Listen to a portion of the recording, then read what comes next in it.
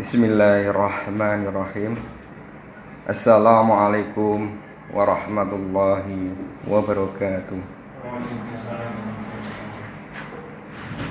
Innal hamdalillah nahmaduhu wa nasta'inuhu wa nastaghfiruh wa na'udzu billahi min shururi anfusina wa min sayyiati a'malina. May yahdihillahu fala mudhillalah wa may yudlil fala hadiyalah. Asyhadu an la ilaha illallah wa asyhadu anna Muhammadan abduhu wa rasuluh. Amma ba'du. Ya ayyuhalladzina amanu kutiba alaikumusiyam kama kutiba alal ladzina min qablikum la'allakum tattaqun. Bapak-bapak, ibu-ibu, saudara-saudara yang dirahmati oleh Allah Subhanahu wa taala. Mari kita tak pesan-pesannya selalu memanjatkan puji syukur kehadirat Allah Subhanahu wa taala, yang mana sampai detik ini kita masih mendapatkan limpahan rahmat, taufik serta hidayahnya, sehingga kita masih bisa menjalankan ibadah siam Ramadan di tahun ini. Sholawat serta salam tak lupa kita aturkan kepada junjungan kita Nabi besar Muhammad sallallahu alaihi wasallam beserta keluarga, sahabat, dan para pengikutnya, termasuk kita semua yang ada di rumah sakit PKU Muhammadiyah Cepu ini. Bapak-bapak, ibu-ibu, saudara-saudara yang dirahmati oleh Allah Subhanahu wa taala. Dalam Islam, orang sakit bolehkah berpuasa? Secara umum, orang sakit itu diberikan kelonggaran untuk tidak melaksanakan puasa. Dalam ajaran Islam, tidak ada amalan yang memberatkan umatnya. Semua amalan yang diwajibkan adalah amalan yang sesuai dengan kemampuan umatnya. Dan ini tertuang dalam Quran surat Al-Baqarah ayat 286. A'udzubillahi minasyaitonirrajim. Bismillahirrahmanirrahim. La yukallifullahu nafsan illa wus'aha. Yang artinya Allah tidak membebani seseorang kecuali sesuai dengan kemampuannya. Bapak, ibu-ibu, saudara-saudara yang dirahmati oleh Allah SWT, di Quran surat Al-Baqarah juga di ayat 185 berbunyi, A'udzubillahi minasyaitonirrajim. Bismillahirrahmanirrahim. Yuridullahu bikumul yusra wa la yuridu bikumul usra. Yang artinya Allah menghendaki kemudahan bagi kalian dan tidak menghendaki kesulitan bagi kalian.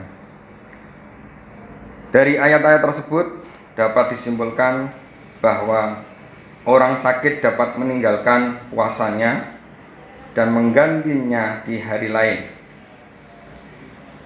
Sakit yang dimaksud adalah sakit yang akan membebani dan menyulitkan seseorang apabila tetap menjalankan puasa. Lantas, bagaimana jenis sakit yang diharamkan, dimakruhkan, dan diwajibkan berpuasa?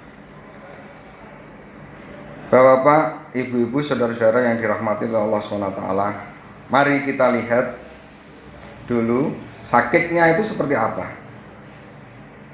Ada 3 kategori yang perlu kita perhatikan. Yang pertama adalah sakitnya ringan dan tidak membahayakan dirinya.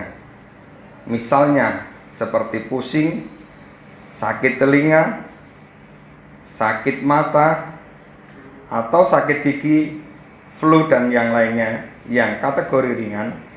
Itu juga definisinya adalah sakit, atau kita hilang sehat. Tetapi kita wajib untuk berpuasa karena sakitnya itu tidak menghalangi untuk berpuasa.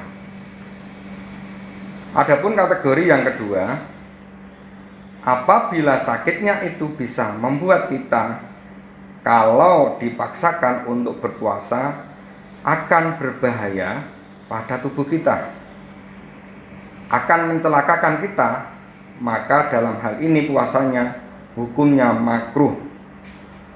Boleh dijalankan tapi dibenci perbuatannya, maka sebaiknya kita tidak melakukannya. Bapak, ibu-ibu, saudara-saudara yang dirahmati oleh Allah Subhanahu wa taala, ada kondisi satu lagi, andai kata kita sakit dan sakitnya kalau kita tetap berpuasa menyebabkan pada kematian, maka di sini hukumnya jadi satu, yaitu haram kita untuk berpuasa. Firman Allah, Quran surat An-Nisa ayat 29. A'udzubillahi minasyaitonirrajim. Bismillahirrahmanirrahim. Wala taqtulu anfusakum innallaha kana bikum rahima. Yang artinya, dan janganlah kamu membunuh dirimu sendiri, sesungguhnya Allah adalah Maha Penyayang kepadamu.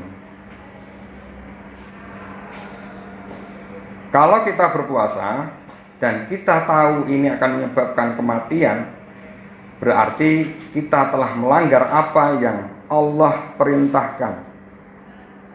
Kita membunuh diri kita sendiri dengan perbuatan kita. Nah, itu ketika kita berpuasa. Lalu, misalnya kita sebenarnya sehat, tapi kalau kita puasa, kita akan sakit, gimana hukumnya? Sama seperti halnya tadi. Di sini kita tidak boleh untuk tidak melakukan puasa, karena puasa itu membahayakan diri kita. Dalam kaidah fikih, al-hal yang darurat atau yang membahayakan itu membolehkan apa-apa yang dilarang oleh Allah Subhanahu wa taala. Bapak-bapak, ibu-ibu, saudara-saudara yang dirahmati oleh Allah Subhanahu wa taala.